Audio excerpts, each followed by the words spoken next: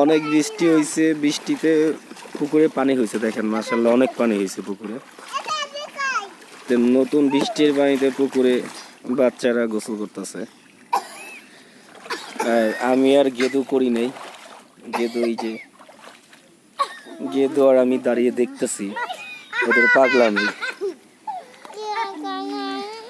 মানে বৃষ্টি, এগুলি সব বৃষ্টির পানি, পুরো পুকুরটা শুকায় গেছিল, এই যে এবার এই বৃষ্টিতে এতগুলি পানি হলো। মাশাআল্লাহ যা পানি হয়ে গেছে, মানে এর থেকে বেশি হইলে আবার আমার পুকুর ভেসে যাবে, মাছ চলে যাবে। এখানে মাছ ছাড়া আছে।